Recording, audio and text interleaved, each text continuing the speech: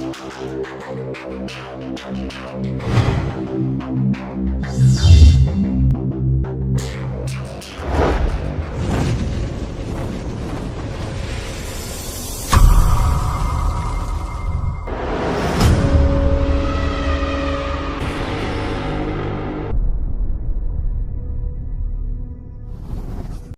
God, hallelujah. ಪ್ರಿಯ ದೇವ ಮಕ್ಕಳೇ, ಯೇಸು ಕ್ರಿಸ್ತನ ನಾಮದಲ್ಲಿ ನಿಮ್ಮನ್ನು ವಂದಿಸುತ್ತಾ ಸತ್ಯ ನಿಮಗೆ ಬಿಡುಗಡೆ ಮಾಡ್ತದೆ ಈ ಕಾರ್ಯಕ್ರಮಕ್ಕೆ ಮತ್ತೊಮ್ಮೆ ನಿಮ್ಮನ್ನು ಸ್ವಾಗತಿಸ್ತಾ ಇದ್ದೀನಿ. ಸತ್ಯದಲ್ಲಿ ದೃಢವಾಗಿ ನಿಂತು ದೇವರ ವಾಕ್ಯ ಅನುಸಾರವಾಗಿ ಜೀವಿಸ್ತಾ ಪರಲೋಕದ ಸೌಭಾಗ್ಯಕ್ಕಾಗಿ ಓಡುತ್ತಾ ಇರುವ ಪ್ರತಿಯೊಂದು ದೇವ ಮಕ್ಕಳಿಗೆ ಶುಭ ಹಾರೈಸ್ತಾ ಇದ್ದೇನೆ. ಇವತ್ತು ಕೂಡ ನಾವು ದೇವರ ವಾಕ್ಯವನ್ನು ಜ್ಞಾನ ಮಾಡುವ ಸತ್ಯ ನಮಗೆ ಗೊತ್ತಾಗಬೇಕು. ಆ ಸತ್ಯದಲ್ಲಿ ದೃಢವಾಗಿ ನಿಂತು ಮುಂದೆ ಹೋಗಬೇಕು. ಇವತ್ತು ನಮ್ಮ ಮಧ್ಯದಲ್ಲಿ ಪಾಸ್ಟರ್ ಪೀಟರ್ ಕ್ವಾರ್ಟರ್ಸ್ ಅವರಿದ್ದಾರೆ. ನಿಮಗೆ ಸ್ವಾಗತಿಸ್ತಿದ್ದೇನೆ. ಇವತ್ತು ನಾವು ದೇವರ ವಾಕ್ಯವನ್ನು ಧ್ಯಾನಿಸೋಣ. ನಾವು ರೋಮಾಪುರದವರಿಗೆ ಬರೆದ ಪತ್ರಿಕೆ 2ನೇ ಅಧ್ಯಾಯದಲ್ಲಿ 4ರಿಂದ 11 ವಾಕ್ಯಗಳನ್ನು ಧ್ಯಾನಿಸೋಣ. ಆತನ ಅಪಾರವಾದ ದಯ, ಸಹನ, ದೀರ್ಘಶಾಂತಿಗಳನ್ನು ಅಸಡು ಮಾಡುತ್ತೀಯೋ? ಮನಸ್ಸನ್ನು ಬೇರೆ ಮಾಡಿಕೊಳ್ಳುವುದಕ್ಕೆ ದೇವರ ಉಪಕಾರವು ನಿನ್ನನ್ನು ಪ್ರೇರಿಸುತ್ತೆಂಬುದು ನಿನಗೆ ಗೊತ್ತಿಲ್ಲವೇ? ನೀನು ನಿನ್ನ ಮೊಂಡತನವನ್ನು, ಪಾಪ ಪಶ್ಚಾತ್ತಾಪವಿಲ್ಲದ ಮನಸ್ಸನ್ನು ಅನುಸರಿಸುವುದರಿಂದ ನಿನಗೋಸ್ಕರ ದೇವರ ಕೋಪವನ್ನು ಕೂಡಿಸಿ ಇಟ್ಟುಕೊಳ್ಳುತ್ತಾ ಇದ್ದಿ. ದೇವರ ಕೋಪವು ನ್ಯಾಯವಾದ ತೀರ್ಪು ಪ್ರಕಟವಾಗುವ ದಿವಸ ಬರುತ್ತದಷ್ಟೇ. ಆತನು ಪ್ರತಿಯೊಬ್ಬನಿಗೆ ಅವನವನ ಕೃತ್ಯಗಳಿಗೆ ತಕ್ಕ ಪ್ರತಿಫಲವನ್ನು ಕೊಡುವನು. ಯಾರು ಪ್ರಭಾವ, ಮಾನ, ನಿರ್ಲಯತ್ವಗಳನ್ನು ಹೊಂದಬೇಕೆಂದು ಒಳ್ಳೆಯದನ್ನು ಬೇಸರಗೊಳ್ಳದೆ ಮಾಡುತ್ತಾರೋ ಅವರಿಗೆ ನಿತ್ಯ ಜೀವವನ್ನು ಕೊಡುವನು. ಯಾರು ಸ್ವಇಚ್ಛೆಯುಳ್ಳವರಾಗಿ ಸತ್ಯವನ್ನು ಅನುಸರಿಸದೆ ಅನ್ಯಾಯವನ್ನು ಅನುಸರಿಸುತ್ತಾರೋ ಅವರಿಗೆ ಕೋಪ, ರೌದ್ರಗಳು ಬರುವವು. ಕೆಟ್ಟದನ್ನು ನಡೆಸುವ ಪ್ರತಿಯೊಬ್ಬ ನರಪ್ರಾಣಿಗೆ ಕಷ್ಟವೂ ಸಂಕಟವೂ ಬರುವವು. ಯಹೂದ್ಯರಿಗೆ ಮೊದಲು, ಅನಂತರ ಗ್ರೀಕರಿಗೆ ಸಹ. ಆದರೆ ಒಳ್ಳೆಯದನ್ನು ನಡೆಸುವ ಪ್ರತಿಯೊಬ್ಬನಿಗೆ ಪ್ರಭಾವವೂ ಮಾನವೂ ಮನಃಶಾಂತಿಯೂ ಉಂಟಾಗುವುದು. ಯಹೂದ್ಯರಿಗೆ ಮೊದಲು, ನಂತರ ಗ್ರೀಕರಿಗೆ ಸಹ. ದೇವರಿಗೆ ಪಕ್ಷಪಾತವಿಲ್ಲ. ಈ ವಾಕ್ಯದಲ್ಲಿ ನೋಡ್ತೇವೆ, ದೇವರು ಇಷ್ಟೂ ಪ್ರೀತಿ ಸ್ವರೂಪನು, ಇಷ್ಟೂ ಕರುಣಾಳು, ಇಷ್ಟೂ ದಯಾಳಾದ ನಿಮಿತ್ತವಾಗಿ ಈಗ ಈ ಲೋಕದಲ್ಲಿ ನಾವು ನೋಡ್ತೇವೆ. ಈಗ ಈ ಲೋಕದಲ್ಲಿ ದೇವರ ಕೋಪವು ಈ ಲೋಕ ತೋರಿರ್ತೇವೆ. ನಾವು ನಾನಾ ಥರದ ರೋಗಗಳು ಬಂದಿವೆ, ನಾನಾ ಥರದ ಸಮಸ್ಯೆಗಳು, ಯುದ್ಧಗಳು ಆಗ್ತವೆ. ಒಂದು ಕಡೆ ಮಳೆ ಜಾಸ್ತಿ ಬಂದು ನೆರೆ ಬಂದು ಎಷ್ಟು ನಷ್ಟ ಉಂಟಾಗ್ತದೆ. ಕೆಲವು ಭೂಕಂಪ ಆಗಿ ಎಷ್ಟು ಕಟ್ಟಡ ಏನೆಲ್ಲ ಎಷ್ಟು ಜನ ಸಾಯುತ್ತೆ. ತುಂಬ ರೀತಿಯ ಕಷ್ಟಗಳು ಲೋಕದ ಬಂದೆ. ಯಾಕೆ ಆರ್ಥಿಕ ಮಾರುಕಟ್ಟೆ ಕುಸಿದು ಬೀಳ್ತೇವೆ. ಇದು ಏನು ಎಂದರೆ ದೇವರು ತುಂಬ ಪ್ರೀತಿಯಿಂದ ದೇವರ ಮಕ್ಕಳು ದೇವರ ಕಡೆಗೆ ತಿರುಗಿಕೊಳ್ಳಬೇಕೆಂಬುದೇ ದೇವರು ಬಯಸುತ್ತಾನೆ. ಆದರೆ ಯಾರು ಇನ್ನೂ ತಮ್ಮ ಹೃದಯ ಕಠಿಣ ಮಾಡಿಕೊಂಡು ತಮ್ಮ ಪಾಪವನ್ನು ಬಿಡದೇ ಇರುತ್ತಾರೋ ದೇವರು ಇನ್ನೂ ಕಷ್ಟಗಳನ್ನು ಬರಮಾಡ್ತಾರೆ. ಅದಕ್ಕೆ ನಮಗೆ ಇನ್ನೂ ಒಳ್ಳೆಯ ದಿವಸಗಳು ಬೇಕು. ಈಗ ಲೋಕದಲ್ಲಿ ಈಗ ನಾವು ಪ್ರಯಾಣಿಕರಾಗಿದ್ದೇವೆ. ಈ ಪ್ರಯಾಣದಲ್ಲಿ ಬಂದವರ ಉದ್ದೇಶ ಏನು? ನಾವು ಪ್ರಯಾಣ ಎಂಜಾಯ್ ಮಾಡಬೇಕು ಅಲ್ಲ. ಈಗ ನೀವು ಒಂದು ಪ್ರಯಾಣ ಹೋಗ್ತೀರಿ, ನಿಮ್ಮ ಏನು ಎಂಬಿಷನ್? ಆ ಪ್ರಯಾಣ ಎಂಜಾಯ್ ಮಾಡಿಕೊಂಡು ಬರಬೇಕು, ನಿಮ್ಮ ಆಸೆ ಅಲ್ಲ. ಹಾಗಾದರೆ ದೇವರು ಈ ಲೋಕದಲ್ಲಿ ಮನುಷ್ಯ ಸೃಷ್ಟಿ ಮಾಡುವ ಉದ್ದೇಶ ಏನೆಂದರೆ, ಈ ಲೋಕದಲ್ಲಿ ದೇವರ ಮನುಷ್ಯರು ಲೋಕದಲ್ಲಿರುವಾಗ ನಿಜ ದೇವರನ್ನು ಕಂಡುಕೊಂಡು ದೇವರನ್ನ ಆರಾಧನೆ ಮಾಡಿಕೊಂಡು ದೇವರು ಸೃಷ್ಟಿ ಮಾಡಿದ ಈ ಲೋಕದಲ್ಲಿ ಅವರು ತಮ್ಮ ಜೀವಮಾನವನ್ನು ಎಂಜಾಯ್ ಮಾಡಬೇಕು. ಅನಂತರ ದೇವರವರಿಗೆ ನಿತ್ಯ ಜೀವನ ಅವರು ಹೊಂದಿಕೊಳ್ಳಬೇಕು. ದೇವರ ಉದ್ದೇಶವಾಗಿದೆ, ಸುಖ ಸಮಾಧಾನವಾಗಿ ಜೀವಿಸಬೇಕು. ಹೌದು. ಆದರೆ ಯಾರು ಈ ದೇವರ ಕೃಪೆ ಉಂಟು ಎಂಬುದಕ್ಕೆ ಪಾಪದಲ್ಲಿ ಜೀವನ ಮಾಡಿಕೊಂಡು ಪಾಪವನ್ನು ಬಿಡದಿದ್ದರೆ ದೇವರು ಮಾಡ್ತಾನೆ ಅವರಿಗೆ ಈ ಲೋಕದಲ್ಲಿ ಅವರ ಪಾಪವನ್ನು ಮಾಡುವವರಿಗೆ ಮಾತ್ರ ಕಷ್ಟ ಬರ್ತದೆ. ಇಲ್ಲಿ ದೇವರು ಅನ್ಯಾಯ ಮಾಡೋದಿಲ್ಲ, ದೇವರಲ್ಲಿ ಪಕ್ಷಪಾತವಿಲ್ಲ. ಯಾರು ಸ್ವ ಇಚ್ಛೆಯಿಂದ ಸತ್ಯ ಗೊತ್ತುಂಟು ಅದರ ಪಾಪವನ್ನು ಮಾಡ್ತಾರೋ, ಪಾಪಕ್ಕೆ ಗುಲಾಮರಾಗ್ತಾರೋ, ಅವರ ಪಾಪಕ್ಕೆ ಕಷ್ಟಗಳು ಬರ್ತವೆ. ಅಂದರೆ ಈ ವಾಕ್ಯಗಳು ಯಾರಿಗೆ ಬರೆಯಲ್ಪಟ್ಟಿದೆ ಅಂದರೆ ದೇವರ ಮಕ್ಕಳಿಗೆ. ಹೌದು, ಅನ್ಯರಿಗಲ್ಲ. ಅಲ್ಲ ಅಲ್ವಾ? ಅಲ್ಲ. ಸುವಾರ್ತೆ ಯಾರಿಗೆ ಗೊತ್ತಿದೆ ಅವರು ಯಾವ ರೀತಿ ಜೀವಿಸಬೇಕು, ಅವರೊಂದು ಮಾದರಿಯಾಗಬೇಕು ಅಲ್ವಾ? ಅವರೊಂದು ಸೂಚನೆ ಆಗಬೇಕು ಎಲ್ಲರಿಗೂ. ಪರಲೋಕ ಸಂಸ್ಥಾನದ ಒಂದು ನಾಗರಿಕರಾಗಿ ತೋರಲ್ಪಡಬೇಕು. ಇಲ್ಲಿ ಕರೆಕ್ಟ್ ಆಗಿ ಬರೋದು ಆತನ ಅಪಾರವಾದ ದಯ, ಸಹನ, ದೀರ್ಘ ಶಾಂತಿಗಳನ್ನು ಅಸಡ್ಡೆ ಮಾಡುತ್ತೀಯಾ? ಅದೇ ದೇವರ ಮಕ್ಕಳು ಇವತ್ತು ನಾನಾ ಥರದ ದುರ್ಬೋಧನೆ ಕೈಲಿ ಅವ್ರು ಮಾಡ್ತಾನೆ, ದೇವರು ತಮ್ಮ ಕರಪಾವಲು ಎಂಬುದಾಗಿ ತಮ್ಮ ಪಾಪವನ್ನು ಬಿಟ್ಟುದಿಲ್ಲ. ಯೇಸು ನಂಬುತ್ತಾರೆ, ನೀರು ಮುಳಿ ದೀಕ್ಷೆ ತಗೊಂಡಿದ್ದಾರೆ, ಸಭೆಗೆ ಹೋಗ್ತಾರೆ, ತುಂಬ ವರ್ಷದಿಂದ ಅವರು ಯೇಸು ನಂಬುತ್ತಾರೆ. ಆದರೆ ತಮ್ಮ ಕೆಲವು ಸ್ವಭಾವಗಳನ್ನು ಪಾಪ ಬಿಟ್ಟು ಬಿಡುದಿಲ್ಲ. ದೇವರ ಕರಪಾವಲು, ದೇವರ ಶಿಕ್ಷೆ ಕೊಡ್ತಿಲ್ಲ. ಅಂಥವರಿಗೆ ಇಲ್ಲಿ ಅಪೊಸ್ತಲನು ಹೇಳ್ತಾನೆ, ನೀವು ದೇವರ ಸಹನೆ, ದೇವರ ದೀರ್ಘ ಶಾಂತಿಯನ್ನು ಆಶ್ರಯ ಮಾಡಿದ್ರೆ ನಿಮ್ಮ ಪಾಪಕ್ಕೆ ಇಲ್ಲಿ ಕಷ್ಟ ಉಂಟು ಎಂಬುದೇ ಅಲ್ಲಿ ಅಪೊಸ್ತಲನು ಹೇಳ್ತಾರೆ. ಹೌದು, ಅಲ್ಲಿ ಮುಂದೆ ಮನಸ್ಸನ್ನು ಬೇರು ಮಾಡಿಕೊಳ್ಳುವುದಕ್ಕೆ ದೇವರ ಉಪಕಾರವು ನಿನ್ನನ್ನು ಪ್ರೇರೇಪಿಸುತ್ತೆಂಬುದು ನಿನಗೆ ಗೊತ್ತಿಲ್ಲವೇ? ಅಂದ್ರೆ ಈಗ ಆ ಉಪಕಾರ ಉಂಟು, ಕ್ರಿಸ್ತನು ಏನು ಮಾಡಿದ್ದಾನೆ. ಹೌದು, ಈಗ ನಿನ್ನ ಮನಸ್ಸು ಬದಲಾಯಿಸಿಕೊಳ್ಳೇಬೇಕು. ಇದ್ದಲ್ಲಿ ನೋಡುವಾಗ ನಾವು ನೋಡಬೇಕು, ಇದು ದೇವರ ಕೋಪ ಈ ಲೋಕಕ್ಕೆ ಬಂದಿದೆ. ಹೌದು, ದೇವರ ಮಕ್ಕಳಿಗೂ ಸಹ ಇದು ಉಂಟು. ಈಗ ಯಾರು ದೇವರ ಮಕ್ಕಳು ತಮ್ಮ ಮನಸ್ಸು ಕಟ್ಟಿಬಿಡ, ಅವರಿಗೆ ಕೆಲವೊಂದು ಸಂಗತಿಗಳು ನಾವು ಅವರಿಗೆ ಬರ್ತವೆ, ಅಂದರೆ ಅವರ ಪಾಪಕ್ಕೆ ಶಿಕ್ಷೆ ಬರ್ತದೆ. ತುಂಬಾ ಜನರು ಕೆಲವರು ಹೇಳ್ತಾರೆ, ಅಂದ್ರೆ ರಕ್ಷಣೆ ಹೊಂದಿದವರಿಗೆ ಏನು ಇಲ್ಲ, ಏನೂ ಬೇಕಾದ್ರೂ ಮಾಡಬಹುದು, ದೇವರ ಕೃಪೆ ಇದೆ, ಅವ್ರು ಹೇಗೂ ಬೇಕಾದ್ರೂ ಜೀವಿಸಬಹುದು. ಹಾಗೆ ದೇವರ ವಾಕ್ಯ ಯಾವುದೂ ಇಲ್ಲುವುದಿಲ್ಲ. ದೇವರ ವಾಕ್ಯ ಅದಕ್ಕೆ ದೇವರ ವಾಕ್ಯ ಇದು ಜನರು ಮೋಸ ಹೋಗಿದೆ. ವಿಶ್ವಾಸಿಗಳು ದೇವರ ಕಪ್ಪೆ ಉಂಟು ಎಂಬುದಾಗಿ ಹೇಗೆ ಜೀವನ ಮಾಡಿದೆ. ಅದಕ್ಕೆ ಅಪೊಸ್ತಲನು ಹೇಳ್ತಾನೆ, ಅಂದ್ರೆ ಸೈತಾನ ವಂಚಿಸ್ತಾನೆ. ಅದಕ್ಕೆ ಇಲ್ಲಿ ಅಪೊಸ್ತಲನು ಹೇಳ್ತಾನೆ, ಆಗ ಅನೇಕರು ವಂಚಕ ಒಳಗಾಗಿದ್ದಾರೆ. ಅದೇ ಅಪೊಸ್ತಲನು ಹೇಳ್ತಾನೆ, ನೀವು ವಂಚನೆ ಒಳಗಾಗಬೇಡ್ರಿ, ದೇವರ ಸಹನ ದೀರ್ಘ ತಾಳ್ಮೆನ ಆಶ್ರಯ ಮಾಡಬೇಡ್ರಿ. ಒಂದು ದಿನ ಇಟ್ಟಿದ್ದಾನೆ ದೇವರು, ಯಾರು ಪಾಪವನ್ನು ಮಾಡ್ತಾರೋ ಸ್ವಾಚ್ಛಿಂದ ಅವರು ಇದೇ ಭೂಮಿಯಲ್ಲಿ ಯಹೂದ್ಯರಿಗೂ ಮೊದಲು ಎಲ್ಲ ಗ್ರೀಕರಿಗೂ ಎಲ್ಲ ಅನ್ಯರಿಗೂ ಕಷ್ಟಗಳು ಬರ್ತವೆ, ಸಂಕಟ ಬರ್ತವೆ. ದೇವರ ಪಕ್ಷಪಾತ ಮಾಡೋದಿಲ್ಲ. ಯಾವ ನಂಬಿಕೆ ಇಟ್ಟುಕೊಂಡು ಒಳ್ಳೆ ಕ್ರಿಯೆಯನ್ನು ಮಾಡ್ತಾರೋ ಅವರಿಗೆ ಮನ ಶಾಂತಿಯು ಸಮಾಧಾನವು ಅವ್ರ ನಿತ್ಯ ಜೀವ ಉಂಟು ಅಲ್ಲಿ ಅಪೊಸ್ತಲನು ಹೇಳ್ತಾನೆ. ಇಲ್ಲಿ ಕರೆಕ್ಟ್ ಆಗಿ ಬರ್ತದೆ 5ನೇ ವಚನ. ಹೌದು, ನೀನು ನಿನ್ನ ಮೊಂಡತನವನ್ನು ಪಶ್ಚಾತ್ತಾಪವಿಲ್ಲದ ಮನಸ್ಸನ್ನು ಅನುಸರಿಸುವುದರಿಂದ ನಿನಗೋಸ್ಕರ ದೇವರ ಕೋಪವನ್ನು ಕೂಡಿಸಿ ಇಟ್ಟುಕೊಳ್ತಾ ಇದ್ದಿ. ಇದೇ ಭೂಮಿಯಲ್ಲಿ ಅಲ್ವಾ? ಯಾಕಂದ್ರೆ ಯೇಸು ನಂಬಿದವರಿಗೆ ನರಕ ಹೋಗದೆ ಬಿಡುದಿಲ್ಲ. ಅದಕ್ಕೆ ಇದೇ ಭೂಮಿಯಲ್ಲಿ ದೇವರ ಕೋಪವನ್ನು ಅವರ ಮೇಲೆ ಬರ್ತದೆ, ಕೋಪಗೊಳಿಸ್ಕೊಳ್ತಾರೆ ಎಂಬುದೇ ಅಲ್ಲಿ ಅಪೊಸ್ತಲನು ಹೇಳ್ತಾನೆ, ಎಚ್ಚರಿಕೆ ಕೊಡ್ತಾನೆ ಅಲ್ವಾ? ಆ ಕೋಪ ಬೇಡ, ಮಾನಸಾಂತರ ಪಡು. ಅಂದ್ರೆ ರೆವಲ್ಯೂಷನ್ ಅಲ್ಲಿ, ಪ್ರಕಟಣೆಯಲ್ಲಿ ದೇವರ ಕೋಪ ದ್ರಾಕ್ಷರಸ ರೌದ್ರವನ್ನು ಕುಡಿಬೇಕಾಗುವುದು ಅಲ್ವಾ? ಈಗ ಆದ್ರೂ ಮಾನಸಾಂತರ ಪಟ್ಟು ಮನಸ್ಸನ್ನು ಬೇರೆ ಮಾಡಿಕೊಂಡು ದೇವರ ಕಡೆ ತಿರುಕೊಂಡ್ರೆ ಅವರಿಗೆ ಆ ಕ್ರೋಧದಿಂದ ತಪ್ಪಿಸಿಕೊಳ್ಳಬಹುದು. ಇಲ್ದಿದ್ರೆ ಅಲ್ಲಿ ದೇವರ ರಾಜ್ಯಕ್ಕಾಗಿ ನೀತಿಗಾಗಿ ತಾವು ಕಪಡ್ರಿ. ಇನ್ನೊಂದು ಕಡೆಯಲ್ಲಿ ಬರೆದಿದೆ ಮತ್ತಾಯದಲ್ಲಿ, ನಿನ್ನ ಗಂಟು ಎಲ್ಲಿದೆ ಅಲ್ಲಿ ನಿನ್ನ ಮನಸ್ಸಿರುವುದು, ಪರಲೋಕದಲ್ಲಿ ನಿನ್ನ ಗಂಟನ್ನು ಮಾಡಿಕೊ. ಈಗ ನಾವು ಈ ಲೋಕದಲ್ಲಿ ನೀತಿಯ ಅನುಸಾರವಾಗಿ, ಪ್ರೀತಿಯ ಅನುಸಾರವಾಗಿ, ದೇವರ ವಾಕ್ಯಾನುಸಾರ ಜೀವಿಸುವಾಗ ನಾವು ಪರಲೋಕದಲ್ಲಿ ಗಂಟು ಮಾಡ್ಕೊಳ್ತೇವೆ. ದೇವರ ವಾಕ್ಯವನ್ನು ಮೀರಿ ನಡೆದರೆ ಅಲ್ಲಿ ನಾವೇನು ದೇವರ ಕೋಪವನ್ನು ಗಂಟು ಮಾಡಿ ಇಟ್ಟುಕೊಳ್ಳುವಂತ ಸಂಗತಿಗಳಾಗ್ತವೆ ಅಲ್ವಾ? ಓಕೆ, ಅದು ಈ ಭೂಮಿಯಲ್ಲಿ ಬರ್ತದೆ. ಅದು ಅದಕ್ಕೆ ಅಪೊಸ್ತಲನು ಎಚ್ಚರಿಕೆ ಕೊಡ್ತಾನೆ. ಸತ್ತೋದ ನಂತರ ಅಲ್ಲ, ಈ ಭೂಮಿಯಲ್ಲಿ ಅನುಭವ ಮಾಡಬೇಕಾಗ್ತದೆ. ಅದೇ ಭೂಮಿಯಲ್ಲಿ ನಮಗೆ ಒಳ್ಳೆಯ ದಿವಸಗಳು ಬೇಕು, ಆರೋಗ್ಯ ಬೇಕು, ನಾವು ಸುಖವನ್ನು ಅನುಭವಿಸಬೇಕು, ಆನಂತರ ನಿತ್ಯ ಜೀವ ಬೇಕು. ಅದೇ ಅಪೊಸ್ತಲನು ಹೇಳ್ತಾನೆ, ನಾವೇನು ಮಾಡಬೇಕು, ನಾವು ಒಳ್ಳೆಯದನ್ನು ಮಾಡಬೇಕು, ಅಂದರೆ ದೇವರ ವಾಕ್ಯಕ್ಕೆ ನಾವು ವಿಧೇಯರಾಗಿ ಮಾಡಬೇಕು. ಆಗ ದೇವರು ನಮ್ಗೆ ಒಳ್ಳೆಯದನ್ನು ಕೊಡ್ತೇವೆ ಅಂತ ಅಪೊಸ್ತಲನು ಹೇಳ್ತಾನೆ ಅಲ್ವಾ? ಅದಕ್ಕಾಗಿ ದೇವರ ಕೋಪವು, ನ್ಯಾಯವಾದ ತೀರ್ಪು ಪ್ರಕಟವಾಗುವ ದಿವಸ ಬರುತ್ತದಷ್ಟೇ. ಈಗ ಆಲ್ರೆಡಿ ಬಂದಿದೆ.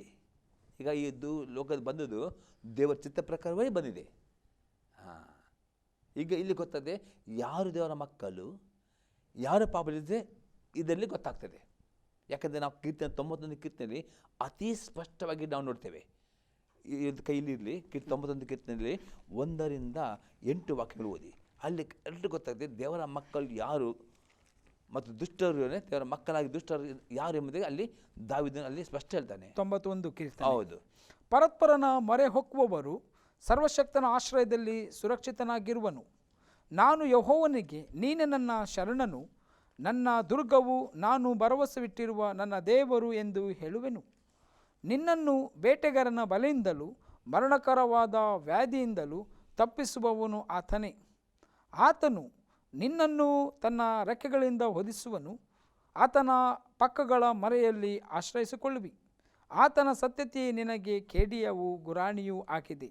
ಇರುಳಲ್ಲಿ ಭಯ ಹುಟ್ಟಿಸುವ ಯಾವುದಕ್ಕೂ, ಹಗಲಲ್ಲಿ ಹಾರಿ ಬರುವ ಬಾಣಕ್ಕೂ, ಕತ್ತಲೆಯಲ್ಲಿ ಸಂಚರಿಸುವ ವಿಪತ್ತಿಗೂ, ಹಾನಿಕಾರಕವಾದ ಮಧ್ಯಾಹ್ನದ ಕೇಡಿಗೂ ಅಂಜ ಕಾರಣವಿಲ್ಲ. ನಿನ್ನ ಮಗ್ಗಲಲ್ಲಿ 1000 ಜನರು, ನಿನ್ನ ಬಲಗಡೆಯಲ್ಲಿ 10,000 ಜನರು ಸತ್ತು ಬಿದ್ದರೂ ನಿನಗೇನು ತಟ್ಟದು. ನೀನು ಅದನ್ನು ಕಣ್ಣಾರೆ ಕಂಡು ದುಷ್ಟರಿಗೆ ಪ್ರತಿದಂಡನೆಯುಂಟೆಂಬುದಕ್ಕೆ ಸಾಕ್ಷಿಯಾಗಿರುವಷ್ಟೇ. ಇಲ್ಲಿ ನೋಡಿ, ಈಗ 1-7 ಈ ವಾಗ್ದಾನಗಳು ಯಾರು ಯೇಸು ನಂಬಿಕೆ ಇಟ್ಟುಕೊಂಡು ದೇವರ ವಾಕ್ಯ ವಿಧೇಯರಾಗಿಕೊಂಡು ಪ್ರಾರ್ಥನೆ ಮಾಡ್ತಾರೋ ಅವರಿಗೆ 100% ಸಂರಕ್ಷಣೆ. 8ನೇ ವಾಕ್ಯದಲ್ಲಿದೆ, ನಾವು ನೋಡ್ತೇವೆ ದುಷ್ಟರು ಯಾರು, ನೀನು ಅದನ್ನು ಕಣ್ಣರೆ ಕಂಡು ದುಷ್ಟರಿಗೆ ಪ್ರತಿದಂಡನೆಯುಂಟೆಂಬುದಕ್ಕೆ ಸಾಕ್ಷಿಯಾಗಿ. ಯಾರು ದುಷ್ಟರು? ಇಲ್ಲಿ ಅಪೊಸ್ತಲ ಪೌಲನು ಬರೆದ ಪ್ರಕಾರವಾಗಿ ಕೃಪೆಯುಂಟು, ದೇವರು ತಾಳ್ಮೆಲ್ಲವನ್ನು, ದೀರ್ಘ ತಾಳ್ಮೆಲ್ಲವನ್ನು, ಪ್ರೀತಿ ಸ್ವರೂಪ ಇಟ್ಟುಕೊಂಡು ಇನ್ನೂ ಕೃಪೆ ನೆಪ ಮಾಡಿ, ಅಂದ್ರೆ ಕೃಪೆ ಉಂಟು ನೆಪ ಮಾಡಿಕೊಂಡು ಯಾರು ಪಾಪ ಜೀವಿಸ್ತಾರೋ ಅವರಿಗೆ ನಾವು ಈಗ ಸಮಯದಲ್ಲಿ ನೋಡ್ತೇವೆ ಶಿಕ್ಷೆ ಬರುತ್ತದೆ. ಅಲ್ಲಿ ವ್ಯತ್ಯಾಸ. ದೇವರ ಮಕ್ಕಳು ಯಾರು? ವಾಕ್ಯವನ್ನು ನಂಬಿಕೊಂಡು ಬಿದ್ದರಾಗುವವರಿಗೆ 100%, 1000 ಮಂದಿ ಬಲಗಳಲ್ಲಿ 1000 ಜನರು ನಿನ್ನ ಬಲಗಳಲ್ಲಿ ತಟ್ಟುವುದಿಲ್ಲ. ಆದರೆ ನೀನು ಯಾರನ್ನು ನೋಡ್ತಿ? ದುಷ್ಟರಿಗೆ. ಇಲ್ಲಿ ಅವಿಶ್ವಾಸಿಗಳಲ್ಲ ದುಷ್ಟರು. ಈ ಕೀರ್ತನೆ ಪುಸ್ತಕ ಅನ್ಯ ದೇವರ ಮಕ್ಕಳಿಗೆ, ಇಸ್ರೇಲ್ ಜನರಿಗೆ. ಯಾರು ದುಷ್ಟರು?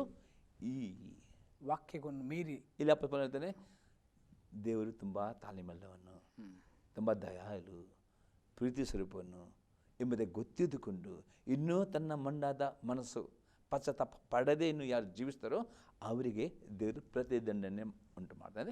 ಅವರಿಗೆ ರೋಗಗಳು ಮುಟ್ಟಬಹುದು, ಅಪಘಾತಗಳು ಆಗಬಹುದು, ದುರ್ಮರಣಗಳು ಬರಬಹುದು. ದುರ್ಮರಣ ಕಾರಣ ಯಾಕೆ? ದೇವರ ಶಿಕ್ಷೆಯಾಗಿದೆ. ಅದಕ್ಕೆ ಬೇಡವಾದ ಅಪೊಸ್ತಲ ಹೇಳ್ತಾನೆ, ನೀನೇನು ಮಾಡಬೇಕು? ಒಳ್ಳೆಯದನ್ನು ಮಾಡಬೇಕು. ಒಳ್ಳೆಯದಂದ್ರೇನು? ಫಸ್ಟ್ ಯೇಸು ನಂಬುವುದು ಒಳ್ಳೆ ಕ್ರಿಯೆ. ಆ ಯೇಸು ನಂಬಿ ದೀಕ್ಷೆ ತೆಗೆದುಕೊಂಡು ವಾಕ್ಯದ ಪ್ರಕಾರ ನಡೆಯುವುದು ಒಳ್ಳೆಯ ಕ್ರಿಯೆ. ಅದನ್ನು ಮಾಡಿದ್ರೆ ಮನಸ್ಸಿಗೆ ಸಮಾಧಾನ, ಸಂತೋಷ, ನಿತ್ಯ ಉಂಟು ಅಂತ ಅಪೊಸ್ತಲ ಹೇಳ್ತಾನೆ. ದೇವರಲ್ಲಿ ಪಕ್ಷಪಾತ ಉಂಟಾ? ಇಲ್ಲ. ದೇವರ ಪ್ರತಿಯೊಬ್ಬರ ಮನುಷ್ಯನ ಕೃತ್ಯಕ್ಕೆ ತಕ್ಕ ಹಾಗೆ ಅಪ್ಪ ಮನುಷ್ಯರ ಕೃತ್ಯಕ್ಕೆ, ಅಂದ್ರೆ 6ನೇ ವಚನ, ಆತನು ಪ್ರತಿಯೊಬ್ಬನಿಗೆ ಅವನವನ ಕೃತ್ಯಗಳಿಗೆ ತಕ್ಕ ಪ್ರತಿಫಲವನ್ನು ಕೊಡುವನು. ಅಲ್ಲಿ ಕರೆಕ್ಟ್ ಅಲ್ಲ? ಹೌದು. ದುಷ್ಟರಿಗೆ ಮಾತ್ರ ಶಿಷ್ಟರಿಗೆ ಉಂಟಾ? ಇಲ್ಲ. ಹಾಗಾದರೆ ನಮಗೆ ಇವತ್ತು ಸಂರಕ್ಷಣೆ ಬೇಕು. ಈ ಲೋಕದಲ್ಲಿ ನಾವು ಶಿಷ್ಟರ್ ಆಗಬೇಕು. ಶಿಷ್ಟ ಅಂದರೆ ಎಷ್ಟು ನಂಬಿಕಿದ್ದರೆ ನಾನು ಮಾತ್ರ ಸಾಗೋಲ್ಲ, ನೀರಿನಲ್ಲಿ ದೀಕ್ಷಿಸಿಕೊಂಡು ದೇವರ ವಾಕ್ಯದ ಪ್ರಕಾರ ನಡೆಯುವವರು ಆಗಬೇಕು. ಕೀರ್ತನೆ 91 ದೇವರಲ್ಲಿ ಜೀವಿಸುವವರಿಗೆ, ಹೌದು, ದೇವರ ಆಶ್ರಿತರಿಗೆ ಮಾತ್ರ. ಹೌದು, ಅವಿಶ್ವಾಸಿಗಳಲ್ಲ. ಯಾರಾದ್ರೂ ಕೆಲವರು ತುಂಬಾ ಜನರು ಈ ಕೀರ್ತನೆ ಬಾಯ್ಪಾಠ ಮಾಡ್ತಾರೆ, ಕೆಲವರು ಅದನ್ನು ಅರಿಕೆ ಮಾಡ್ತಾರೆ, ಅವರಿಗೆ ಅದು ಉಂಟಾಗ್ತದ ಆಶೀರ್ವಾದ? ಆಶೀರ್ವಾದ ಸಿಗ್ತದೆ ನಂಬಿ ವಿಧೇಯರಾದವರಿಗೆ ಮಾತ್ರ. ಓಕೆ. ಅಂದ್ರೆ ಕರ್ತನಾದ ಯೇಸು ಕ್ರಿಸ್ತನನ್ನು ತಮ್ಮ ಸ್ವಂತ ರಕ್ಷಕನಾಗಿ ಒಪ್ಪಿಕೊಂಡು ಆ ಮಾರ್ಗದಲ್ಲಿ ನಡೆದು ವಿಧೇಯರಾಗುವವರಿಗೆ ಈ ಆಶೀರ್ವಾದವು ಅವರಿಗೆ ಆಟೋಮೆಟಿಕ್ ಆಗಿ ಅದು ತೆರೆಯಲ್ಪಡ್ತದೆ, ಅವರಿಗಾಗಿ ಅದು ಬರೆಯಲ್ಪಡ್ತದೆ ಅಲ್ವಾ? ಓಕೆ. ಇಲ್ಲಿ ಯಾರು ಅವರು ಅರಿಕೆ ಮಾಡ್ತಾರೆ, ಪ್ರಾರ್ಥನೆ ಮಾಡ್ತಾರೆ, ವಾಕ್ಯ ವಿಧೇಯರಾಗುದಪ್ಪ ಅವರು ದುಷ್ಟರು, ಅವರಿಗೆ ಪ್ರತಿದಂಡನೆ ಬರ್ತದೆ. ಅದು ಅನ್ಯರಿಗೆ ಬರಲಿಲ್ಲ. ಅದು ಅನ್ಯರಿಗೆ ಗೊತ್ತು, ಅವರು ಅನ್ಯರು, ಅವರಿಗೆ ಆ ದೇವರ ವಿಷಯದಲ್ಲಿ ಪರಿಚಯನೇ ಇಲ್ಲ. ಇದು ದುಷ್ಟರು ಅವರಾಗಿದೆ. ವಾಕ್ಯ ಅರಿಕೆ ಮಾಡ್ತಾರೆ, ಪ್ರಾರ್ಥನೆ ಮಾಡ್ತಾರೆ, ಆದರೆ ವಾಕ್ಯ ನಡೆದಿಲ್ಲ, ಅವರಿಗೆ ಪ್ರತಿದಂಡನೆ ದೇವರು ಮಾಡ್ತಾರೆ. ಅಂದ್ರೆ ದೀಕ್ಷಾಸನ ಕೂಡ ತಗೊಳ್ತಾರೆ, ಹೌದು, ವಾಕ್ಯವನ್ನು ಅರಿಕೆ ಮಾಡ್ತಾರೆ, ಎಲ್ಲವೂ ಮಾಡ್ತಾರೆ. ಆದ್ರೆ ಅವರ ಆಶೀರ್ವಾದ ಬಿಟ್ಟು ಹೌದು ದೇವರ ವಾಕ್ಯಾನುಸಾರವಾಗಿ ನೋಡಿದ್ದಾರೆ. ಅದೇ ಅವ್ರು ಏನಂತಾರೆ, ದೇವರು ತುಂಬಾ ಪ್ರೀತಿ ಕೃಪೆ ಉಂಟು, ತೊಂದರೆ ಇಲ್ಲ, ಹಾಗೆಲ್ಲ ಅಂದರೆ ನೆಪ ಮಾಡ್ತಾರೆ. ಅದಕ್ಕೆ ಹಾಗೆ ಮಾಡಬಾರದು. ದೇವರ ನಾಯಕರು ದಿನ ಉಂಟು, ಈಗ ಅದನ್ನ ಪಶ್ಚಾತ್ ಪಡು ಎಂಬುದಾಗೆ ಆ ಕಷ್ಟ ಬರೋ ಮೊದಲ್ತಾನೆ, ಬಂದ ನಂತರ ಅನುಭವ ಮಾಡ್ಬೇಕಲ್ಲ, ಬರೋ ಮೊದಲೇ ಎಚ್ಚರಿಕೆ ಕೊಡ್ತಾನೆ. ಅಂದ್ರೆ ಪ್ರತಿದಂಡನೆ ಉಂಟು, ಪ್ರತಿಯೊಬ್ಬರು ಎಚ್ಚರಿಕೆ ಉಳ್ಳವರಾಗಿರಬೇಕು. ಅವರವರ ಆತ್ಮಕ್ಕೆ ಅವರವರೇ ರಕ್ಷಣೆ. ಅಂದ್ರೆ ಆ ಒಂದು ಕಾವಲುಗಾರನ ಕೆಲಸ ಅವರು ಮಾಡ್ಕೊಳ್ಳಬೇಕು ಅಲ್ವಾ? ಅಂದ್ರೆ ಪಾಪದ ದಾರಿಗೆ ಹೋಗದಂತೆ, ಎಡಕ್ಕೂ ಬಲಕ್ಕೆ ತಿರುಗುದಂತೆ ಅವರು ತಮ್ಮನ್ನೇ ತಾವು ವಾಕ್ಯದ ಅನುಸಾರವಾಗಿ ಜೀವಿಸ್ಕೊಳ್ಬೇಕು. ಯಾಕಂದ್ರೆ ದೇವರುಂಟಲ್ಲ ನಮ್ಮಲ್ಲಿ ಒಂದು ಉದ್ದೇಶ ಇಟ್ಟಿದ್ದಾನೆ. ಈಗ ಅನ್ಯ ಜನರಿಗೆ ನಮ್ಮನ್ನು ನೋಡುವಾಗ ಅವರಿಗೆ ಗೊತ್ತಾಗಬೇಕು ನಾವು ದೇವರ ಮಕ್ಕಳು ಎಂಬುದಾಗಿ. ಈಗ ನೋಡಿ, ಮೋಶೆಯ ಮುಖಾಂತರ ನೋಡಿ ದೇವರು ಹೇಳಿದನು, ಇಸ್ರೇಲ್ ಜನರು ಐಗುಪ್ತದಲ್ಲಿ ದಾಸರಾಗಿದ್ದರು ಅಲ್ಲ, ದೇವರು ಮೋಶೆಯ ಮುಖಾಂತರ ಇಸ್ರೇಲ್ ಆ ದಾಸನ ಬಿಡುಗಡೆ ಮಾಡುವಾಗ ಆನೆಕಲ್ಲಿನ ಉಪದ್ರ ಬಂತು. ಆದ್ರೆ ಅಲ್ಲಿ ಇಸ್ರೇಲಿಗೆ ಮುಟ್ಟಲಿಲ್ಲ. ನೋಡಿ, ಇಸ್ರೇಲಿಗೆ ಆನೆಕಲ್ಲಿನ ಮಳೆ ಬರಲಿಲ್ಲ, ಇಸ್ರೇಲಿಗೆ ಮಿಡತೆಗಳು ಆಗಿಲ್ಲ, ಅವರಿಗೆ ಮಾತ್ರ. ಅಲ್ಲಿ ಅವ್ರಿಗೆ ಗೊತ್ತಾಯ್ತು ಇವರು ದೇವರು ಆರಿಸಿಕೊಂಡ ಪ್ರಜೆ ಎಂಬುದೇ. ಈಗ ಈ ಲೋಕದಲ್ಲಿ ನಮ್ಮ ಸ್ವಾರ್ಥ ಜನರು ಕೇಳಬೇಕು, ಅವರಿಗೆ ಗೊತ್ತಾಗಬೇಕು ಯಾರು ದೇವರ ಮಕ್ಕಳು, ನಮಗೆ ಆ ಉಪದ್ರ ಬರದಿದ್ದರೆ ನಾವು ಸಂತೋಷವಾಗಿದ್ದರೆ ಆರಿಗೆ ಅಂದರೆ ಅಲ್ಲಿ ಗೊತ್ತದೆ ನಮಗೆ ಮತ್ತು ಅವರಿಗಿರೋ ವ್ಯತ್ಯಾಸ ಕಂಡುಕೊಳ್ಳುತ್ತಾರೆ. ನಾವು ದೇವರ ಮಕ್ಕಳಾಗಿದ್ದೇವೆ. ನಮಗೆ 91:1-7 ವಾಕ್ಯದ ಪ್ರಕಾರವಾಗಿ ನಂತರ 9ರಿಂದ ಅದು ನಮಗೆ ದೇವರು ಸಂರಕ್ಷಣೆ ನೋಡ್ತೇವೆ. ಆದರೆ ವಾಕ್ಯ ಗೊತ್ತುಂಟು, ಸ್ವಾಮಿ ಹೇಳ್ತಾರೆ, ಪಾಪದಲ್ಲಿ ಅವರಿಗೆ ಪ್ರತಿದಂಡನೆ ಬರುತ್ತದೆ. ಅದ್ರಲ್ಲಿ ಮತ್ತೆ ಇದರಲ್ಲಿ ಬರೆದ ನನ್ನನ್ನು ಸ್ವಾಮಿ ಎನ್ನುವರೆಲ್ಲರೂ ಪರಲೋಕ ರಾಜ್ಯ ಸೇರುವುದಿಲ್ಲ, ದೇವರ ಚಿತ್ತ, ತಂದೆಯ ಚಿತ್ತನ್ನು ಮಾಡುವರು ಮಾತ್ರ. ಪರಲೋಕ ರಾಜ್ಯ. ಆ ದಿನದಲ್ಲಿ ಅವರು ಹೇಳೋರು, ಸ್ವಾಮಿ ನಿನ್ನ ಹೆಸರು ದೇವಗಳನ್ನು ಬಿಡಿಸಿದ್ದೇನೆ, ಸುವಾರ್ತೆ ಕೊಟ್ಟಿದ್ದೇನೆ, ಮಹತ್ತಾದ ಕಾರ್ಯಗಳನ್ನು ಮಾಡಿದ್ದೇನೆ. ಯೇಸು ಸ್ವಾಮಿ ಹೇಳಿದ್ರು, ನೀವು ಯಾರೇ ಅಂತ ನಾವು ಅರಿಯರು ಅಲ್ಲ. ಹೌದು. ಈ ರೀತಿಯಾಗಿ ದೇವರು ಅವರ ಮುಖದ ಮುಂದೆ ಹೇಳಿಬಿಡುವರು ಅಲ್ವಾ. ಹೌದು. ಅಂದರೆ ಖಾಲಿ ದೇವರ ರಾಜ್ಯದಲ್ಲಿ ಇದ್ದು ಖಾಲಿ ಹಣಕ್ಕಾಗಿ, ಖಾಲಿ ಒಂದು ವಸ್ತುಗಳಿಗಾಗಿ ದೇವರನ್ನು ಪ್ರೀತಿಸುವುದಲ್ಲ. ಆತನ ವಾಕ್ಯಾನುಸಾರವಾಗಿ ಆತನು ಏನನ್ನು ನಮಗೆ ಹೇಳಿದ್ದಾನೆ ಅದು ಹೃದಯಾಂತರದಿಂದ, ಮಾನಸಾಂತರದಲ್ಲಿ ಕಾರ್ಯ ಮಾಡಬೇಕು. ಬಿಟ್ಟರೆ ಖಾಲಿ ಜನರ ದೃಷ್ಟಿಗೆ, ಲೋಕದ ದೃಷ್ಟಿಗೆ ಜೀವಿಸುವುದು ಮತ್ತೆ ಹೊರಗಿನ ತೋರಿಕೆ ಅಲ್ಲ. ಅಲ್ಲ, ಒಳಗಡೆ ಕರೆಕ್ಟ್ ಆದ ಅಂದರೆ ದೇವರ ವಾಕ್ಯಾನುಸಾರವಾಗಿ ಜೀವಿಸುವವರಾಗಿರಬೇಕು ಅಲ್ವಾ. ಇಲ್ಲಿ ಕರೆಕ್ಟಾಗಿ ಹೇಳ್ತದೆ, ಯಾರು ಪ್ರಭವಮಾನ ನಿರ್ಲಯತ್ವಗಳನ್ನು ಹೊಂದಬೇಕೆಂದು ಒಳ್ಳೆಯದನ್ನು ಬೇಸರಗೊಳ್ಳದೆ ಮಾಡುತ್ತಾರೋ ಅವರಿಗೆ ನಿತ್ಯ ಜೀವವನ್ನು ಕೊಡುವನು. ಬೇಸರಗೊಳ್ಳದೆ ಒಳ್ಳೆ ಕ್ರಿಯೆಗಳನ್ನು ಮಾಡಬೇಕು. ಇಲ್ಲಿ ಪ್ರಭಾವ ಸಿಗ್ತದೆ, ಮಾನಸಿಕ ಮತ್ತು ನಿತ್ಯ ಜೀವ ದೇವರು ಕೊಡುವನಾಗಿದ್ದಾನೆ. ದೇವರ ಚಿತ್ತ ನಾವು ಈ ಲೋಕದಲ್ಲಿರುವಾಗ ದೇವರ ಮಕ್ಕಳು ಸಂತೋಷದಲ್ಲಿ ಬದುಕಬೇಕು. ದೇವರ ಭಾವಿಸ್ತಿಲ್ಲ ದೇವರ ಮಕ್ಕಳು ಕಷ್ಟದಲ್ಲಿ, ರೋಗದಲ್ಲಿ, ದುಃಖದಲ್ಲಿ ದೇವರ ಸತ್ಯ ಅಲ್ಲವೇ ಅಲ್ಲ. ಖಂಡಿತ. ದೇವರ ಮಕ್ಕಳು ಅಲ್ಲಿ ಅವರಿಗೆ ಗೊತ್ತಾಗಬೇಕು, ಅಲ್ಲಿ ಅನ್ಯ ಜನ ಗೊತ್ತಾಗಬೇಕು. ನಾವು ವಿಶೇಷ, ನಾವು ಆರಿಸಲ್ಪಟ್ಟವರು. ಹೌದು. ಇಲ್ಲದೆ ನಾವು ಅವರಾಗಿದ್ದರೆ ನಾವು ಏನು ಸೋತೆ ಕೊಡೋದು? ಖಂಡಿತ. ಈಗ ನಾವು ಲೋಕದವರಾಗಿ ಇದ್ದರೆ ನಾವು ಸೋತೆ ಕೊಟ್ಟರೆ ಪವರ್ ನಮಗೆ ಮತ್ತು ಅವರಿಗೆ ವ್ಯತ್ಯಾಸ ಗೊತ್ತಾಗಲೇಬೇಕು. ನಮ್ಮ ಸೋತಲ್ಲಿ ಬಲ ಬರಬೇಕಾದ್ರೆ ನಾವು ಅವರಿಗಿಂತ ವಿಭಿನ್ನ ಆಗಬೇಕಲ್ಲ. ಆಗ ಅವರು ಹೌದು ಇವರು ಸುಖವಾಗಿದ್ದಾರೆ, ಇವರಿಗೇನು ಮುಟ್ಟುವುದಿಲ್ಲ. ಆಗ ಅವರು ನಮ್ಮ ಸೋತ ನಂಬುತ್ತಾರೆ, ಇವರು ಹೇಳು ದೇವರು ನಿಜ ದೇವರು. ಇಲ್ಲದಾದ್ರೆ ನಾವು ನೀವು ದೇವರು ಒಂದೇ ದೇವರು ತರೋರು. ಖಂಡಿತ. ಅಂದರೆ ಹೆಸರು ಬೇರೆ ಎಂಬುದಾಗಿ. ಅದಕ್ಕೆ ಇಲ್ಲಿ ಅಪ್ಪ ನಾವು ಅವರಿಗೆ ಸುವಾರ್ತೆ ಕೊಡಬೇಕಾ, ನಾವು ಮಾನ ಪ್ರಭಾವ ಹೊಂದಿಕೊಳ್ಳಬೇಕಾ, ಹಾಗಾದ್ರೆ ಒಳ್ಳೆಯದನ್ನು ಬೇಸರಗೊಳ್ಳದೆ ಮಾಡುತ್ತಾರೋ ಅವನಿಗೆ ನಿತ್ಯ ಜೀವವನ್ನು ಕೊಡುವುದು. ಯಾರು ಸ್ವಾಯಿಚ್ಛೆಯುಳ್ಳವರಾಗಿ ಸತ್ಯವನ್ನು ಅನುಸರಿಸದೆ ಅನ್ಯಾಯವನ್ನು ಅನುಸರಿಸುತ್ತಾರೋ ಅವರಿಗೆ ಕೋಪ ರೌದ್ರಗಳು ಬರುವವು. ನೋಡಿ, ದೇವರ ಮಕ್ಕಳು ಸತ್ಯ ಗೊತ್ತುಂಟು, ಸತ್ಯ ಪ್ರಕಾರ ನಡೆದಿಲ್ಲ, ಸ್ವಾಯಿಚ್ಛೆ ಪ್ರಕಾರ. ಅಂದರೆ ಎಷ್ಟೇ ಯೇಸು ನಂಗೆ ಮಾಡ್ತಾರೆ, ನೀರು ಮುಳಿ ದೇಶ ಕೊಡ್ತಾರೆ, ಸಭೆಗೆ ಹೋಗ್ತಾರೆ, ರೊಟ್ಟಿ ದಸ ಬಾಳೋರು ಇಷ್ಟು ಮಾಡ್ತಾರೆ ಅವರು. ಮತ್ತೆ ಕೆಲವು ಕೊಡುವುದಿಲ್ಲ, ದಸ್ಮಕಾಲ ಕೊಡ್ತಾರೆ ಅಷ್ಟೇ. ಉಳಿದನ್ನು ತೆಗೆದುಕೊಂಡು ನಡೆಯುವುದಿಲ್ಲ. ಸತ್ಯವನ್ನು ಅಡಗಿಸುತ್ತಾರೆ. ಅವರಿಗೆ ಕೋಪ ರೋಧಗಳು ಬರುತ್ತೆ. ಅಂದ್ರೆ ದೇವರ ವಾಕ್ಯವನ್ನು ಕೆಲವರು ಏನ್ ಮಾಡ್ತಾರೆ ಗೊತ್ತಾ, ಕೆಲವರು ಕ್ರಿಶ್ಚಿಯನ್ಸ್ ಅಂತ ಹೇಳಿಕೊಳ್ಳಬಹುದು, ದೇವರ ಮೂರ್ತಿಗಳನ್ನು ಮಾಡಿಕೊಳ್ತಾರೆ, ಯೇಸಪ್ಪನ ಮೂರ್ತಿ, ಸಂತರ ಮೂರ್ತಿಗಳನ್ನು ಮಾಡಿಕೊಳ್ತಾರೆ. ಈ ವಿಷಯದಲ್ಲಿ ಏನ್ ಹೇಳ್ತೀರಾ? ದೇವರ ವಾಕ್ಯ ಹೇಳ್ತದೆ, ಇಂದಿಗೂ ದೇವರಿಗೆ ರೂಪವನ್ನು ಕೊಡ ಬಂದ ದೇವರ ವಾಕ್ಯ ಹೇಳ್ತದೆ, ದೇವರಿಗೆ ಕೊಡುವ ಮಾನವನ್ನು ಯಾವ ಮನುಷ್ಯನಿಗೂ ಯಾವ ಪಕ್ಷಿಗೂ ಯಾವುದೇ ರೂಪವನ್ನೇ ಮಾಡಬಾರದೆಂಬುದಾಗಿ 2ನೇ ಕಮಾಂಡ್ಮೆಂಟ್ ಇರ್ತದೆ, ದಶಾಜ್ಞೆಯಲ್ಲಿ. ಹೌದು. ಮತ್ತು ರೋಮಾಪುರದ ಬರೆದ ಪತ್ರಿಕೆಯಲ್ಲಿ ಇರ್ತದೆ, ರೋಮಾಪುರದ ಪತ್ರಿಕೆ 1ನೇ ಅಧ್ಯಾಯದಲ್ಲಿ 23ನೇ ವಾಕ್ಯ ಓದಿ.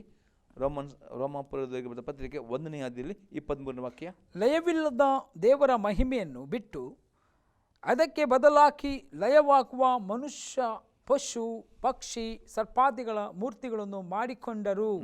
ಆದ ಕಾರಣ ಅವರು ಮನಸ್ಸಿನ ದುರಾಶೆಗಳಂತೆ ನಡೆದು ತಮ್ಮ ದೇಹಗಳನ್ನು ಮಾನಹೀನ ಮಾಡಿಕೊಳ್ಳಲಿ ಎಂದು ದೇವರು ಅವರನ್ನು ಹೊಲಸಾದ ನಡತೆಗೆ ಒಪ್ಪಿಸಿದನು. 25ನೇ ವಾಕ್ಯ.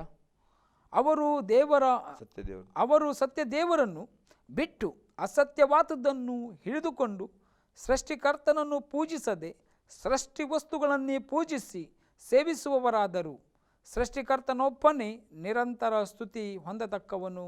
ಆಮೆನ್. ನೋಡಿ, ಅಲ್ಲಿ ಕರೆಕ್ಟ್ ಬೆಳೆಪಡಿದೆ. ಮನುಷ್ಯರಿಗೆ ಪಶು ಪಕ್ಷಿ ಯಾವ ರೂಪ ಮಾಡಬಾರದು, ಮಾಡುವುದರೆ ಅವರ ಮನಸ್ಸು ದೇವರು ಬಿಡ್ತಾರೆ ಅವರಿಗೆ ಪಾಪ. ಅಂದರೆ ಅವರ ಮನಸ್ಸು ಎಲ್ಲ ಪಾಪ ಮಾಡಿದ ದೇವರು ಅವರಿಗೆ ಒಪ್ಪಿಸ್ಕೊಡ್ತಾನೆ ಅಂತ ನೋಡ್ತೇವೆ. ಅಂದರೆ ಈಗ ನಮಗೆ ಸೃಷ್ಟಿಕರ್ತ ಒಬ್ಬನೇ, ಅದನ್ನು ಬಿಟ್ಟು ಯಾವುದೇ ಸೃಷ್ಟಿಗಳಿಗೆ ಈಗ ಲೋಕದಲ್ಲಿ ನಾವು ನೋಡ್ತೇವೆ, ಈ ಮರ ಗಿಡ ಪ್ರಾಣಿ ಪಕ್ಷಿ ಅಥವಾ ಎಲ್ಲ ದನ ಕರುಗಳು ಅಥವಾ ಎಲ್ಲವನ್ನು ಕಲ್ಲು ಮುಳ್ಳುಗಳಿಗೆಲ್ಲ ಆರಾಧನೆ ಆಗ್ತದೆ. ಈ ವಿಷಯದಲ್ಲಿ ನೀವೇನು ಹೇಳಲಿಕ್ಕೆ ಇಷ್ಟಪಡ್ತದೆ? ಈ ಜನರು ಏನ್ ಮಾಡ್ತಾರೆ, ದೇವರನ್ನು ಹುಡುಕದೆ ಅದೇ ಈ ಪಾಪ. ನೋಡಿ, ಯಾರು ಪಾಪವನ್ನು ಮಾಡ್ತಾರೋ ಅವರ ಮನಸ್ಸು ಏನು ಮಾಡ್ತದೆ, ಅವರಿಗೆ ಜೀವದೇವರ ಆರಾಧನೆ ಮಾಡಲಿ ಬಿಡುದಿಲ್ಲ. ಅವ್ರು ಏನು ಮಾಡ್ತಾರೆ, ಎಲ್ಲ ಥರದ ಹೊಲಸ್ತನ, ಕಾಮಾಭಿಲಾಷಿ, ವ್ಯಭಿಚಾರ, ಮೂರ್ತಿ ಪೂಜೆ ಎಲ್ಲ ಮಾಡ್ತಾರೆ. ಯಾಕಂದರೆ ಅವರ ಮನಸ್ಸು ಅದೇ ಮಂಕಾಗಿದೆ. ಅಂದರೆ ಅವರಿಗೆ ಸತ್ಯದ ಒಂದು ಅರಿವಿಕೆ ಇಲ್ಲ. ಅಂದ್ರೆ ಸತ್ಯವನ್ನು ಅವರಿಗೆ ಕಂಡು ಹಿಡಿಯುವಾಗ ಅದು ಅಸತ್ಯವಾದದನ್ನು ತನ್ನಷ್ಟಕ್ಕೆ ತಾನೇ ಅದು ದೂರವಾಗ್ತದೆ ಅಲ್ವಾ. ಬೆಳಕು ಬಂದ ಕೂಡಲೇ ಕತ್ತಲಿಗೆ ದೂರ ಹೋಗ್ಬೇಕಂತ ಹೇಳ್ಬೇಕಂತಿದ್ದಿಲ್ಲ, ಆಟೋಮೆಟಿಕ್ ಹೋಗ್ತದೆ. ದೇವರಿಗೆ ಟಿವಿ ಮಾಧ್ಯಮ ಎಲ್ಲ ತೆರೆದಂದ್ರೆ ಎಲ್ಲರಿಗೆ ಸುವಾರ್ತೆ ಮುಟ್ಟಬೇಕು, ಎಲ್ಲರಿಗೆ ಕೇಳಬೇಕು, ದೇವರು ಇದನ್ನೆಲ್ಲ ಇವತ್ತು ಮತ್ತೆ ಈ ಲೋಕದ ಕಷ್ಟ ಬರ ಮಾಡಿದ್ದಾನೆ ಅನ್ಯ ಜನರಿಗೆ, ಇದರ ಮುಖಾಂತರ ಅವ್ರ ಜೀವನದಲ್ಲಿ ಹುಡುಕೊಳ್ಳಬೇಕು ಎಂಬುದೇ ಇದು ತೋರ್ತದೆ. ದೇವರ ಕೋಪ ಬಂದಿದೆ, ಯಾಕಂದ್ರೆ ಈ ಕೋಪದಲ್ಲಿ ಹಣ ಇದ್ದರೂ ಸಹ ಪರಿಹಾರ ಸಿಗುದಿಲ್ಲ.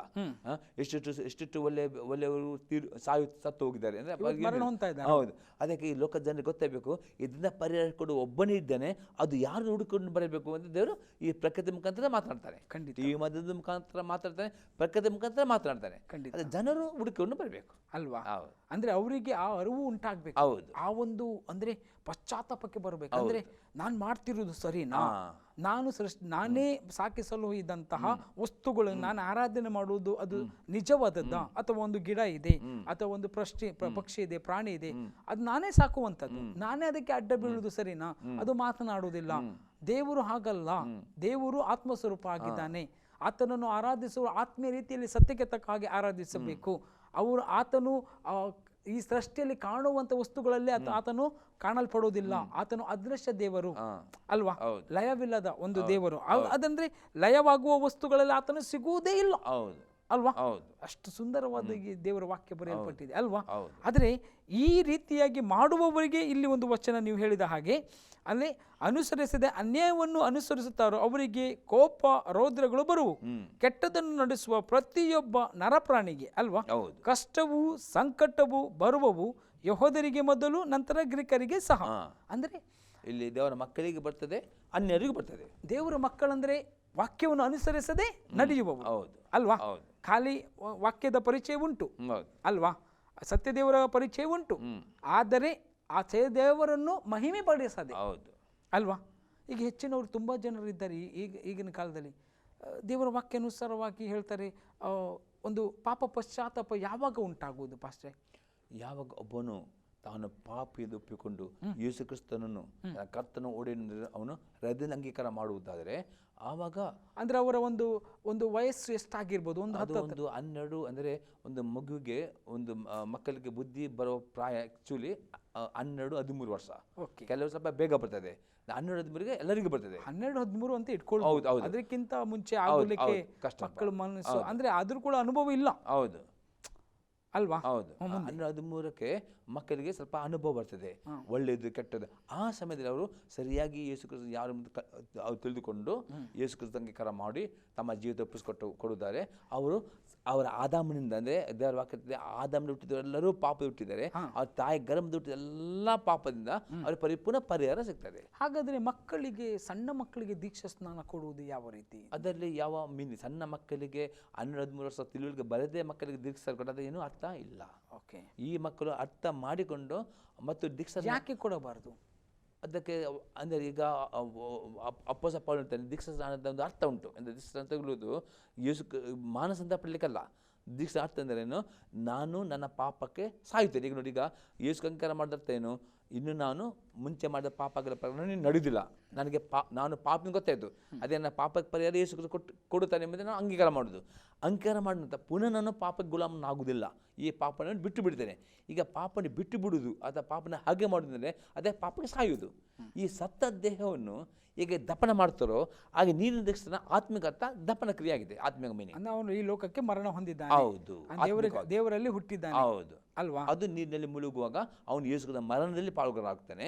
ಎದ್ದು ಬರುವುದೇ ಯೇಸುವಿನ ಮರಣದಲ್ಲಿ. ಸಣ್ಣ ಮಕ್ಕಳಿಗೆ ಯಾಕೆ ಅಂತ ನಾನು ಹೇಳುವುದು. ಹೌದು, ಸಣ್ಣ ಮಕ್ಕಳಿಗೆ ದಿವಸ ಕೊಡಲೇಬಾರದು. ದೇವರ ವಾಕ್ಯ ಅದಕ್ಕೆ ಅರ್ಥ ಇಲ್ಲ. ಅಂದರೆ ಆಕ್ಚುಲಿ ಸಣ್ಣ ಮಕ್ಕಳಿಗೆ ಪಾಪ ಅಂದ್ರೆ ಗೊತ್ತೇ ಇಲ್ಲ, ಪಾಪದ ಗೊತ್ತೇ ಇಲ್ಲ, ಮತ್ತೆ ವಾಕ್ಯ ಆದರೂ ಇಲ್ಲ. ಹೌದು ಅಲ್ಲ, ಒಂದು. ಎರಡನೇದಾಗಿ ಪಾಪ ಅಂದ್ರೆ ಏನು ಅಂತ ಗೊತ್ತಿಲ್ಲ ಅಲ್ವಾ?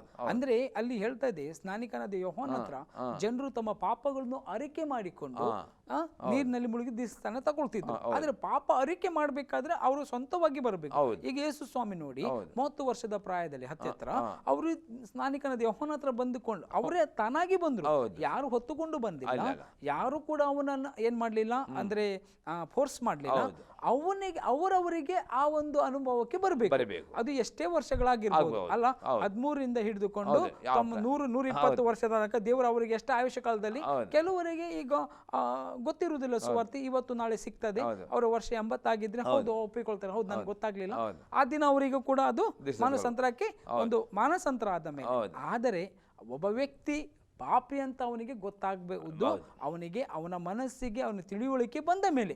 ಅದಕ್ಕಿಂತ ಮುಂಚಿತವಾಗಿ ಎಲ್ಲಿ ಬೈಬಲ್ ಅಲ್ಲಿ ಅಥವಾ ಪವಿತ್ರ ಪುಸ್ತಕದಲ್ಲಿ ಸತ್ಯವೇದದಲ್ಲಿ ಅದಕ್ಕೆ ಪುರಾವೆಗಳು ಸಿಗುವುದಿಲ್ಲ ಅಲ್ವಾ? ಅರ್ಥನೂ ಇಲ್ಲ. ಅಂದ್ರೆ ಅವರಿಗೆ ತಿಳುವಳಿಕೆನೇ ಇಲ್ಲ. ಅದು ಬೆಳೆದು ಬರುವಾಗ ನಾನು ನಂದೆಲ್ಲ ಆಗಿದೆ, ನಾನು ಪರಲೋಕಕ್ಕೆ ಹೋಗ್ತೇನೆ ಅಂತ ಹೇಳಿಬಿಟ್ರೆ ಮತ್ತೆ ಕೆಲವು ದಿವಸ ಅಂತಕೊಂಡು ಪರಲೋಕ ಹೋಗುದಿಲ್ಲ. ಅದಕ್ಕೆ ಅರ್ಥ ಖಂಡಿತವಾಗಿ ಅರ್ಥದಿಂದ ಕೊಡಬೇಕು. ಇದು ಇಲ್ಲ. ಯಾಕೆ ದೇವರು ಮಾಡಿದರೆ ಅಂದ್ರೆ ನಮಗೆ ಆ ತಿಳುವಳಿಕೆಗೆ ಬರಬೇಕು, ದೇವರ ಪ್ರೀತಿಯನ್ನು ನಾವು ಅನುಭವಿಸಬೇಕು, ಮತ್ತೆ ಪರಲೋಕದ ರಾಜ್ಯದ ಎಲ್ಲಾ ಸಂಗತಿಗಳು ನಮ್ಗೆ ಮೊದಲು ಅರ್ಥ ಆಗ್ಬೇಕು ಅಲ್ವಾ? ಈಗ ನಮ್ಗೆ ಯಾರಾದ್ರೂ ಊಟ ತಿನ್ನಿಸ್ತಾ ಇದ್ರೆ ಆ ಊಟದ ಬೆಲೆ ಗೊತ್ತಿರುವುದಿಲ್ಲ. ನಾವೇ ದುಡಿದು ನಾವೇ ಸಂಪಾದಿಸುವಾಗ ಅದರ ಬೆಲೆ ಗೊತ್ತಾಗ್ತದೆ ಅಲ್ವಾ? ಖಂಡಿತವಾಗಿ. ಅಲ್ಲಿ ಮುಂದೆ ಹೋಗುವಾಗ ಇಲ್ಲಿ ಆದರೆ ಒಳ್ಳೆಯದನ್ನು ನಡೆಸುವ ಪ್ರತಿಯೊಬ್ಬನಿಗೆ ಪ್ರಭಾವವು ಮಾನವು ಮನಃಶಾಂತಿಯು ಉಂಟಾಗುವು ಯಹೂದ್ಯರಿಗೆ ಮೊದಲು, ನಂತರ ಗ್ರೀಕರಿಗೆ ಸಹ. ದೇವರಿಗೆ ಪಕ್ಷಪಾತವಿಲ್ಲ, ದೇವರು ಪಕ್ಷಪಾತ ಮಾಡೋದಿಲ್ಲ ಅಲ್ವಾ? ಈಗ ಯಾರು ಅನ್ಯ ಧರ್ಮದವರು ಇವತ್ತು ಯೇಸುವನ್ನು ನಂಬ್ತಾರೆ ಅಲ್ವಾ? ನಮ್ಗೆ ಮತ್ತು ಅವರಿಗೆ ಪಕ್ಷಪಾತ ಮಾಡ್ತಾರೆ ದೇವರು? ಇಲ್ಲ. ಯಾಕೆ ಅಂದರೆ ದೇವರಿಗೆ ಬೇಕು ಪಶ್ಚಾತ್ತಾಪ ಇರದೆಯಾ, ದೇವ್ರಿಗೆ ಬೇಕು ವಿದ್ಯತೆ ಇರದೆಯಾ? ದೇವರು ಅವರನ್ನು ಕೂಡ ನಮ್ಮಂತೆ ಎಲ್ಲರೂ ಲೋಕವನ್ನು ಎಷ್ಟು ಪ್ರೀತಿಸ್ತಂತ ನಾವು ಒಬ್ಬನೇ ಮಗನನ್ನು ಕೊಟ್ಟನು. ಅದರಲ್ಲಿ ಗಂಡು ಹೆಣ್ಣು, ಅವನು ಇವನು, ಆ ಜಾತಿ ಈ ಜಾತಿ ಪಕ್ಷಪಾತ ಇಲ್ಲ, ಆ ಕಲರ್ ಈ ಕಲರ್, ಬಿಳಿ ಕಪ್ಪು ಯಾವುದಿಲ್ಲ. ದೇವರು ಎಲ್ಲರನ್ನು ಒಂದೇ ಸಮಾನವಾಗಿ ಪ್ರೀತಿಸ್ತಾರೆ ಅಲ್ವಾ? ಅದಕ್ಕಾಗಿ ಅಲ್ಲಿ ಹೇಳ್ತೇನೆ, ಮಾನವು ಮನಃಶಾಂತಿ ಉಂಟಾಗುವುದು ಅದು ಮೊದಲು ಯಹೂದ್ಯರಿಗೂ ನಂತರ ಗ್ರೀಕರಿಗೂ ಸಹ ಅಲ್ವಾ? ಓಕೆ. ಆಶೀರ್ವಾದ ಬೇಕು, ಮನಃಶಾಂತಿ ಬೇಕು. ಅವರು ಒಳ್ಳೆಯದನ್ನು ಯೇಸುವನ್ನು ನಂಬುವುದು ಒಳ್ಳೆ ಕ್ರಿಯೆ. ಅದ ನಂತರ ಆತನ ಉಪದೇಶದ ಪ್ರಕಾರ ನಡೆಯುವುದೇ ಒಳ್ಳೆಯದನ್ನು ಮಾಡುವುದು. ಯಾರು ಒಳ್ಳೆಯದನ್ನು ಮಾಡ್ತಾರೋ ಅವರಿಗೆ ಈ ಲೋಕದ ಒಳ್ಳೆಯದು ಸಿಗ್ತದೆ, ನಿತ್ಯ ಜೀವ ಅವರಿಗೆ ಸಿಗ್ತದೆ. ಖಂಡಿತ. ಅದೇ ಯೇಸು ನಂಬಿಕೊಂಡು ದೇಶದ ಕೆಟ್ಟದ್ದು ಮಾಡ್ತಾರೆ, ಇಲ್ಲಿ ಅವರಿಗೆ ದೇವರ ಕೋಪ ಕಷ್ಟಗಳು ಬಂದೇ ಬರ್ತವೆ. ಅದೇ ಏನು ಪಕ್ಷಪಾತ ಇಲ್ಲವೇ ಇಲ್ಲ. ಓಕೆ, ದೇವರಿಗೆ ಮಹಿಮೆ. ದೇವ ಮಕ್ಕಳು, ಇವತ್ತು ನೀವು ಕೇಳಿದ್ದೀರಿ, ದೇವರ ಸಹನೆ, ದೇವರ ಒಂದು ದಯೆ, ದೇವರ ದೀರ್ಘ ಶಾಂತಿಯನ್ನು ನಾವು ಮಿಸ್ಯೂಸ್ ಮಾಡಿಕೊಳ್ಳದೆ ದೇವರ ವಾಕ್ಯ ಏನು ಹೇಳ್ತದೆ ಅದರಲ್ಲಿ ನಡಿಬೇಕು. ಇವತ್ತಿನ ದಿನಗಳಲ್ಲಿ ಹಲವಾರು ಬೋಧನೆಗಳಿವೆ, ನಮ್ಮನ್ನು ಏನು ಮಾಡ್ತದೆ, ವಂಚಿಸುವಂಥ ಬೋಧನೆಗಳು, ದೆವ್ವಗಳ ಬೋಧನೆಗಳು ಅಂತ ಹೇಳಲ್ಪಡ್ತದೆ. ನಮ್ಮ ವಾಕ್ಯದಿಂದ ನಮ್ಮನ್ನು ತಿರುಚಿ ಮರಿಚಿ ಹೇಳುವಂಥ ಸಂಗತಿಗಳು ಉಂಟಾಗ್ತದೆ. ಆದರೆ ಕೊನೆಯ ಕಾಲದಲ್ಲಿ ಈ ಸಂಗತಿಗಳು ಉಂಟಾಗ್ತದೆ, ದೇವರ ಪ್ರವಾದನೆ ಉಂಟು. ಆದರೆ ನಿಮಗೆ ನಾವು ಹೇಳಲಿಕ್ಕೆ ಇಷ್ಟಪಡ್ತೀವಿ, ಎಚ್ಚರವುಳ್ಳವರಾಗಿರ್ರಿ, ಪಾಪದಿಂದ ದೂರ ಇರ್ರಿ. ಎಲ್ಲ ವಂಚನೆ ಮೋಸದಿಂದ ದೂರ ಇದ್ದು ನಿಮ್ಮನ್ನೇ ನೀವು ಕಾಪಾಡಿಕೊಳ್ಳ್ರಿ. ದೇವರ ವಾಕ್ಯವು ನಿಮಗೆ ಒಂದು ಬಲವಾದ ಆಯುಧವು, ಕತ್ತಿಯೂ ಆಗಿದೆ, ಅದನ್ನು ಬಹಳವಾಗಿ ಉಪಯೋಗಿಸಿರಿ. ಇವತ್ತು ನಮ್ಮ ವಾಕ್ಯಗಳ ಮುಖಾಂತರ ಮಾತನಾಡಿದ ದೇವರಿಗೆ ಸ್ತೋತ್ರ ಹೇಳುತ್ತಾ ಪ್ರಾರ್ಥಿಸುವ. ಕರ್ತ, ನಿನಗೆ ಸ್ತೋತ್ರವಾಗಲಿ. ವಿಶೇಷವಾಗಿ ಇವತ್ತಿನ ದಿನ ಮಾತನಾಡಿದೆ, ನಿನಗೆ ಮಹಿಮೆ ಉಂಟಾಗಿದೆ. ವಿಶೇಷವಾಗಿ ಕೇಳುವಂಥ ಪ್ರತಿಯೊಂದು ಮಕ್ಕಳಿಗೆ ನೀನು ಆಶೀರ್ವದಿಸು, ಅದ್ಭುತವಾಗಿ ನಡೆಸು, ರಕ್ಷಣಾ ಮಂಡಳಿಗೆ ಸೇರಿಸು, ಸತ್ಯವರಿಗೆ ಪ್ರಕಟವಾಗಿ ಸತ್ಯದ ನಿಲ್ಲುವಂಥ ದೃಢವಾದ ಕ್ರಿಸ್ತನ ಆತ್ಮದಲ್ಲಿ ತುಂಬಿಸು. ಘನತೆ ಪ್ರಭಾವ ಮಾನ ಮಹಿಮೆಯನ್ನು ಸಲ್ಲಿಸ್ತೇನೆ ಯೇಸು ನಾಮದಲ್ಲಿ, ಜೀವಳ ತಂದೆಯೇ, ಆಮೇನ್. Praise god. ಮತ್ತೊಮ್ಮೆ ನಾವು ಆಶ್ರಯ ಚಾನಲ್ ಬರುವ ತನಕ ಈ ಆಶ್ರಯ ಟಿವಿಯನ್ನು ನೋಡ್ತಾ ಇರಿ. ಆಮೇನ್.